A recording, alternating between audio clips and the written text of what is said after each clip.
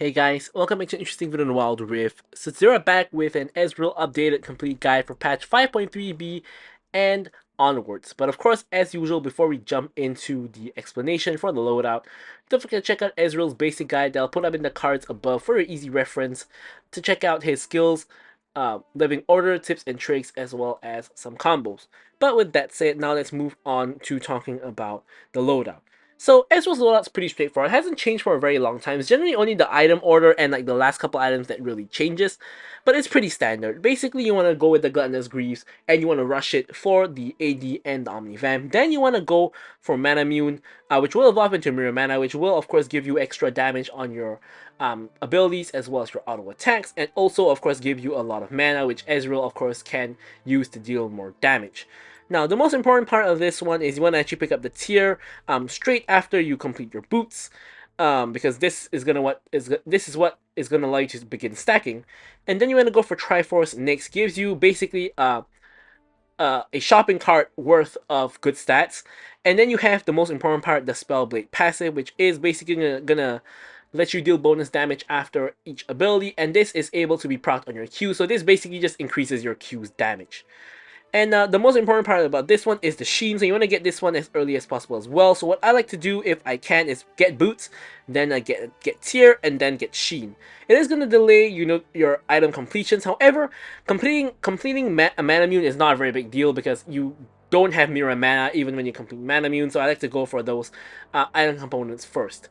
Then your third item is pretty much always going to be Riftmaker, which is going to give you, again, good stats, but it's really for Omnivamp as well as for the Void Corruption passive, which is going to let you deal true damage after like a couple seconds in combat.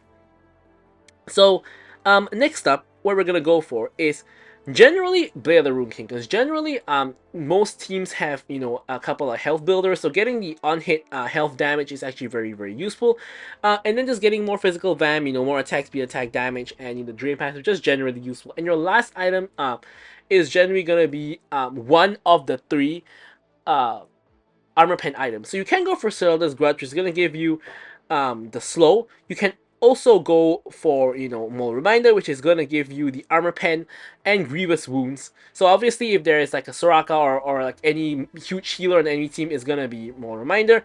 If not, you can go for Seralda's Grudge, or if not, you can go for Terminus as well, because Terminus also works very well on him, on hit damage, as well as giving yourself increasing resistances and penetration. So this one is generally what you want to go for when you're dueling a lot, like some games you really get into a lot of like duels, and this is where it comes in handy. So for the runes, the real big change here is instead of taking PTA/empowerment, we're actually going to go for Conqueror, because now Ezreal's early game is quite a bit weaker after he got those base AD nerfs in patch 5.3.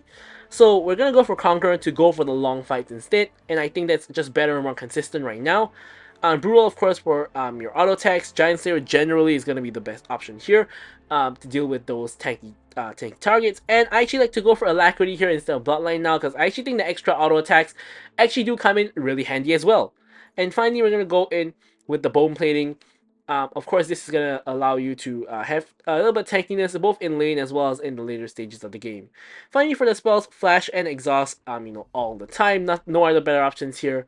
But with all that said, let's now move on to talking about our gameplay. Alright, so now moving on to the gameplay section. Of course, before we get into it, don't forget to like, comment, and subscribe. Any questions, queries, or remarks, feel free to leave them in the comments below, and I'll definitely be sure to address them, or, at least drop a like.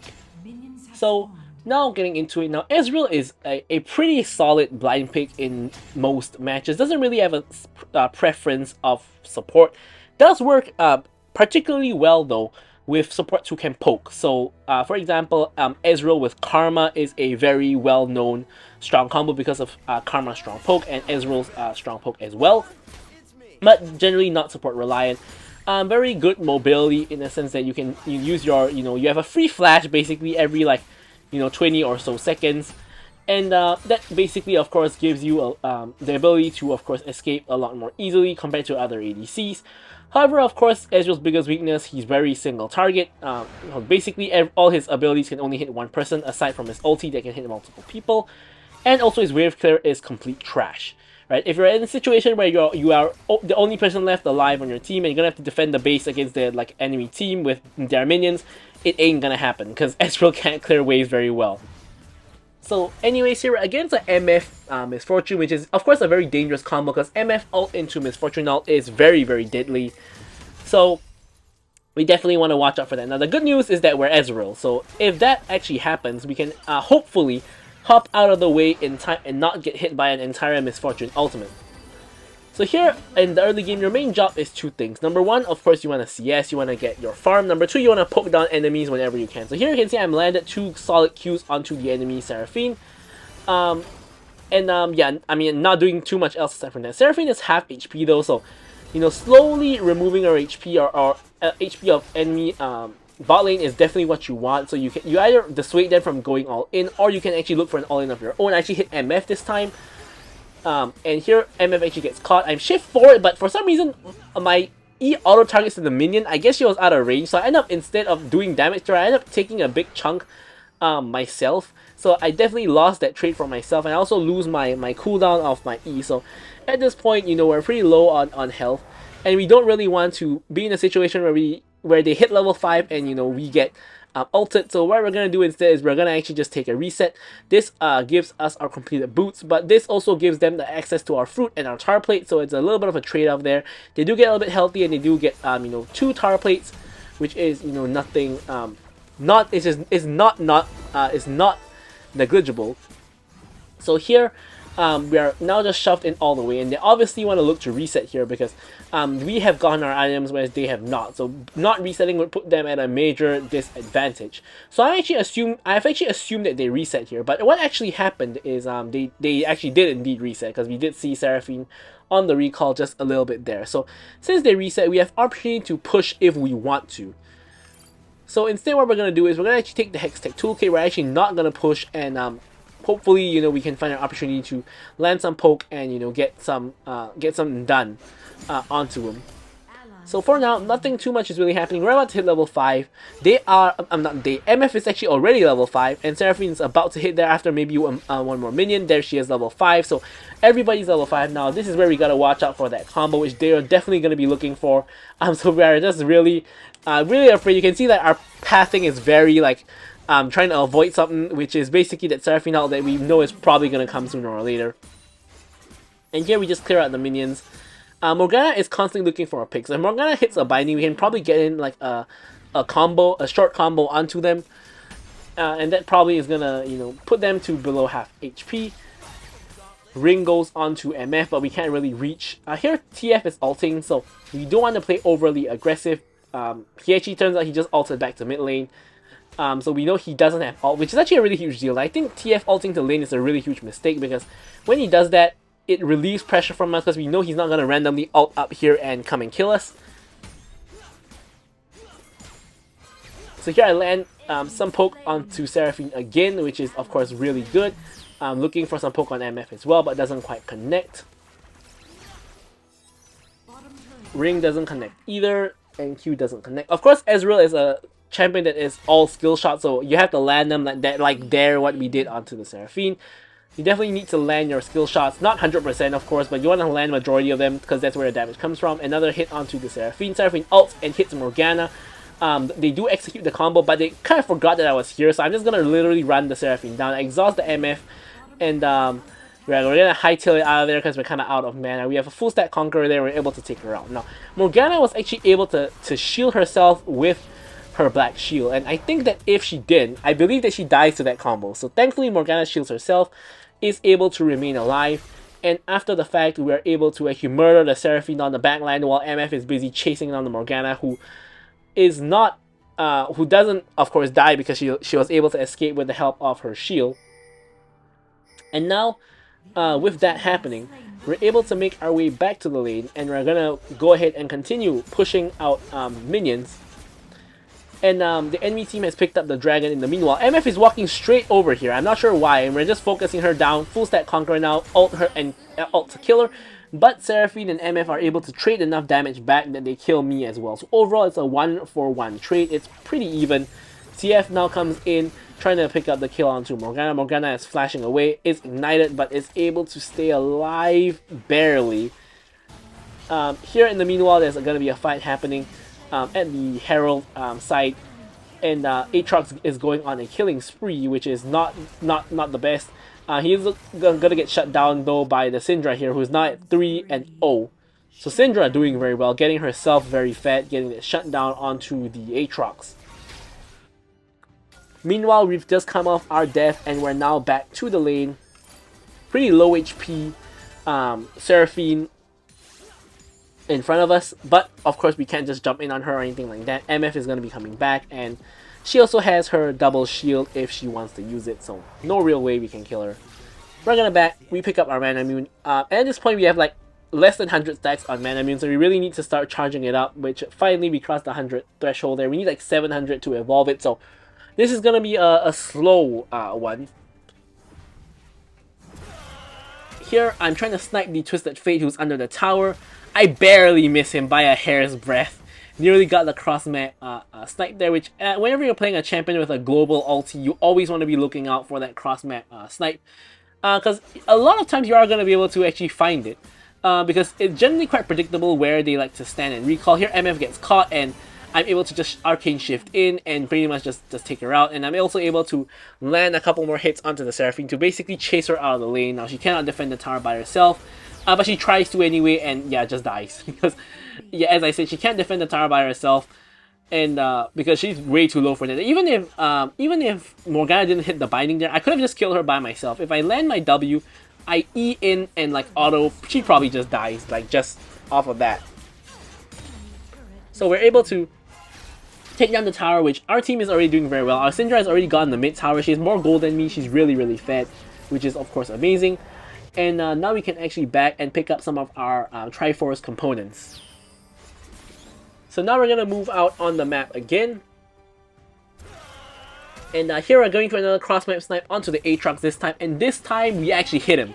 Not Aatrox, actually Olaf, sorry, wrong guy. But we actually hit him this time. So, and you know, as I mentioned, generally the area that they recall when they're low is pretty standard. It's always like kind of around there. So whenever you aim just roughly like around the tower area or like slightly behind the tower, the hit rate is actually really high. You know, as I've basically just proven there. Although the hit rate on TF was not, it didn't hit. So, you know, there is that. But that puts us at 5-1. So, you know, doing pretty well. Now we can grab ourselves another reset, this time completing our Triforce, and we're at the 2 items. So Ezreal has probably one of, if not the best 2-item power spike for a ADC. Of course, when I say 2 items, I mean Mirror Mana and Triforce, but at this point I don't actually have the Mirror Mana, so I'm kind of at 1.5 items right now, because Mana Immune is not actually very useful as an item itself. I mean, it does give you a lot of mana, but in terms of damage, not quite. So here Seraphine gets caught, and I'm able to land a Q into an ulti to finish her off. Don't need to, you know, do the W and all that funky jazz. But here we do have the W, you know, E into Q, and Syndra is able to finish him off with the ulti, with the insane damage. And here we are able to go for the mid lane tower next as our reward. Now we do have the spawn of the dragon, I believe it is. But Aatrox is causing some trouble. Unfortunately, we don't have a wave to push with here, so we are not able to actually do anything about it. But here what we're going to do is we're going to actually try to steal the enemy's blue buff. Ours just expired and theirs is up. So we definitely want to get a free blue buff here. Unfortunately, our Morgana decides to KS the blue buff. So that's a tad awkward. And yeah, kind of hate it when your support does that. But yeah, so here is basically where like I'm just kind of so shell-shocked by my support stealing my blue buff that I actually end up just walking around in a circle. And yeah, my support pays the price for that theft with her life being donated to the enemy team, and the blue buff also being donated to the enemy team while we're at it. Obviously, the Olaf is doing the dragon, and our team is now trying to contest. Now, unfortunately, the Olaf does not have his team with him. Aatrox is trying to make his way over, but it's not happening. I get the kill onto the Olaf. Aatrox is now trying to run me down. However, Aatrox is 5-1, so I'm very cautious of him. And I'm trying to kill him. I have my full stack Conqueror, you know, really useful in the long fight. And here I make a pretty big mistake, which is that I can't decide if I want to focus Aatrox or Twisted Fate. I kind of mix my spells going for both of them, and I basically end up killing none of them. So that's kind of unlucky. Speaking of which, here I ult down. It hits all 3 people, but doesn't kill any of them. Both TF and Seraphine are like blinking health bars, but none of them actually die, which is just really unfortunate. I mean, honestly, not killing Aatrox slash TF, that one was on me. I should have just picked the target, focused that guy down, and kill one person instead of trying to kill both of them and getting none of them instead. Rookie mistake on my part. So unfortunately, we're not able to get either kill. But fortunately, we're able to finally stack up our mana immune. So here Aatrox is making his way in. I'm able to really what I'm trying to do here is stack up my Conqueror. Because if a fight happens here, I want my Conqueror to be stacked. I'm able to actually now basically go in onto the Olaf, and I have my full stack Conqueror here. So I really, whenever you have a full stack Conqueror, you're ready to fight, right? You have the extra AD, you have the extra Omnivan, you're ready to rock and roll. It's of course getting the stacks that's hard. Here another catch by Seraphine. I'm able to E in WQ and burst the TF straight down. Very nice catches by the Morgana in this game.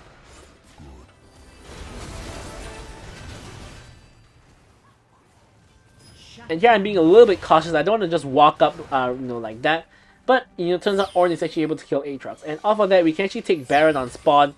Only the enemy bot lane is alive. The jungler has just, just respawned. And here I'm kind of just waiting for someone to tank the Baron for me, because I don't want to be tanking the Baron. Like, look at the Baron damage, that hurts. Thankfully, Xin Zhao goes in, Ornn goes in, and I don't have to tank the Baron anymore. Now, enemy team seems none the wiser. Olaf is, looks like he's finally making his way here. My team is trying to CC him and keep him away from the pit, but the CC doesn't quite connect, but we're able to dissuade him from coming anywhere near the pit regardless. And I'm able to get the red buff share. Syndra is able to get the kill onto the Olaf. And here, I'm really close to getting Riftmaker, which is why I'm trying to just get some farm to get enough for Riftmaker, and we finally do, so we're gonna pick up the Riftmaker. And Syndra is hopping into TX. Now, I don't really think that's advisable, because Syndra is just as fed as me. She's 6-0. We don't want our fed member in the TX. We want the not fed member in the TX. So we want, like, I don't know, Xin Zhao, Ornn, or even Morgana to be in the TX. We don't want, Syndra to be in the TX. That's not who we want. But, I mean, she hopped in, so no choice. We take what we can get. Syndra's also very useful on sieges. So here, Twisted Fate gets caught, bursted, one shot, gone. So now TX is making a very rookie mistake, which is with this new TX, you have to rely on the minions to apply the debuff onto the tower before you actually ult it. You can't actually ult the towers without the minions now, which they actually changed, I think, at like patch 5.3 or 5.3a. I think it's 5.3. But yeah, so you can't just like do that anymore. Here I'm able to snipe the Seraphine now, but yeah, if you just ult the tower, you're gonna do very, very little damage. Here I'm trying to focus the tower down, but we run out of minions, and the ulti is coming in onto the tower again. Here Aatrox is trying too hard to defend the tower, so I'm gonna punish him by arcane shifting in and taking him out. Now Xin Zhao is actually doing a push onto the bot lane, and I'm here to help him out, because honestly with the TX, the important thing is to secure our towers, especially inhibitors, especially side lane inhibitors, because we can't actually end the game with the TX at this point in time, so just getting towers is the name of the game. We're able to get 2 inhibitors with the help of the TX. The TX goes down, Syndra is now back out. And we still have a little bit of Baron minions, but again, we can't really end the game here. So what we're trying to do is we're trying to rotate over and get top tower. But Olaf decides to hard commit onto Xin Zhao. I'm not sure why, but again, we are able to take him out. And here, red buff is up. But unfortunately, Ornn takes the red buff, which is not very ideal. But here, we're able to clear out the wave. Syndra gets another free kill onto the Twisted Fate, who's 0-6 at this point in time and barely worth any gold. And here we're going to go ahead and focus the top lane tower now, which is going to be our second to last tower standing, and now there's only the top lane inhibitor standing. So now we're trying to force the top lane inhibitor a little bit. We have our entire team here. Now, I believe that the Aatrox actually pulled my ult off target, but yeah, pretty interesting interaction there. I'm just focusing the tower, and all 3 inhibs are down. Now, at this point, Ocean Dragon and Baron are spawning in 30 plus seconds. So this is really the time where you want to reset, you want to get items off of all of those towers that you've taken, and then go for objectives. So here I'm actually selling my Gluttonous Greaves and now picking up instead the Armor Boots into QSS and then building towards the Bork. because basically the entire enemy team is all like physical damage. I mean it's not, right. Like Twisted Fate and Seraphine are magic damage, but they're 0-6 and 0-4 respectively. So the only relevant damage is physical damage, like from the Aatrox mainly. So here I'm going to actually take the red buff, and here I'm actually pinging to attack the dragon, because I actually want to do the Baron, to be very honest, but my team is not cooperating. So let's just get the dragon first and then go to the Baron, because my idea here was that if the enemy team sees dragon up, they're gonna think that we're there. So if we do Baron instead, they could go face check dragon, but they're gonna find that no one is there, and we're gonna get a free Baron instead. But if we take dragon first, the enemy team is trying to actually do the trade instead. They're trying to do Baron while we're doing dragon, which is absurd, because they don't do it nearly fast enough, and instead they actually just end up leashing the Baron for us. Now I'm trying to look for Olaf. I know he's somewhere here, so I'm actually going to shift over the wall. I spot him, and he's trying to blast plant over, which he actually does, but thankfully he mistimes it horribly, and he ends up just donating his life instead. Now we have the Baron. We have 3 people left alive on the enemy team. Syndra is backing to pick up the Baron apparently. I'm not sure why she has an obsession over picking up the Baron, but we do need someone to pick up the Baron. It just shouldn't really be her. So we have all 3 super minion waves pushing into the base, and honestly the game is kind of unwinnable for the enemy team at this point in time, so long as we don't screw up. But at this point, even without the actual TX here, we could probably just end the game right here, right now, which is exactly what I'm doing. I'm just focusing the base, and we're able to pick up the dub right here. So I'm gonna leave you guys with the stats as usual. Thank you guys so much for watching the video, and goodbye.